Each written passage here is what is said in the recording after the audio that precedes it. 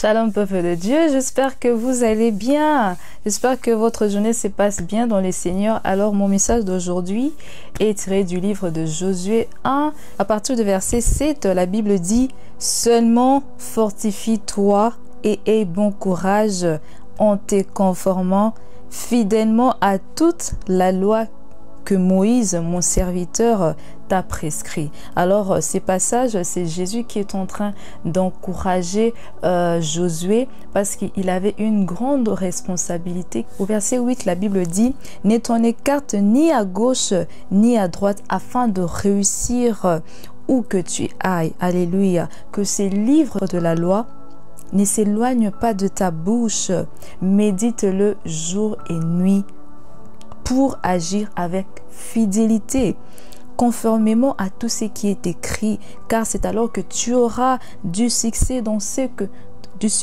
dans tes entreprises. Alléluia. Alors dans ces passages, le Seigneur est en train d'encourager Josué, qu'il avait confié une responsabilité, et sa responsabilité c'était de conduire son peuple vers la terre promise pour prendre possession de la terre que le Seigneur leur avait promis. Alors le Seigneur est en train d'encourager Josué de prendre courage, de ne pas abandonner, de méditer sa parole, de ne pas s'écarter de la parole de Dieu. Alléluia. Enfant de Dieu, Dieu a mis devant toi une responsabilité. Dieu t'a confié peut-être une responsabilité, et lorsque Dieu donne une responsabilité, il donne aussi deux instructions à suivre, deux principes à suivre. Alléluia. Pour réussir sur le chemin qu'il a tracé pour toi. Alors pour Josué, le Seigneur lui avait conseillé que ces livres, que cette parole ne s'éloigne pas de sa bouche. Alors enfant de Dieu, que la parole de Dieu ne s'éloigne pas de ta bouche, parce que si la parole de Dieu s'éloigne de ta bouche,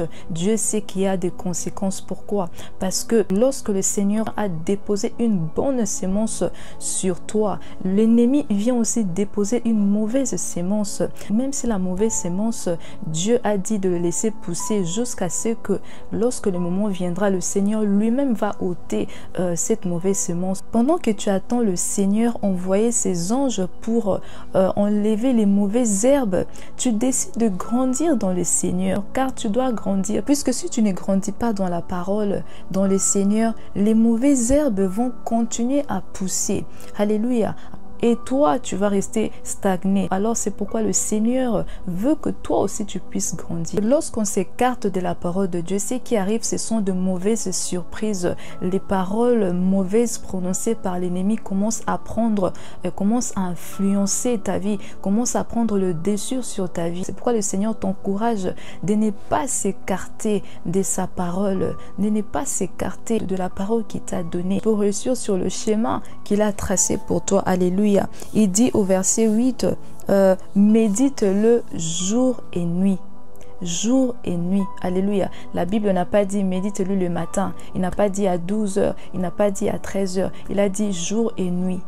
C'est-à-dire que quand tu peux le lire, lis la parole de Dieu. Quand tu peux le méditer, médite la parole de Dieu. Le Seigneur veut seulement que cela soit au quotidien dans ta vie. Car le faire au quotidien, c'est comme si tu es en train d'arroser. Tu es en train d'arroser cette sémence que le Seigneur a déposée en toi pour le permettre de grandir, pour le permettre de devenir comme un arbre afin de produire les fruits. Parce que Dieu a déposé en toi une sémence, mais pour que cette sémence grandisse, doit être nourrie par la parole de Dieu jour et nuit. Alléluia. Alors enfant de Dieu, c'est dans la parole que tu puiseras la force et le courage pour tenir à des responsabilités que le Seigneur a mis devant toi, pour tenir sur les tâches que le Seigneur t'a confiées.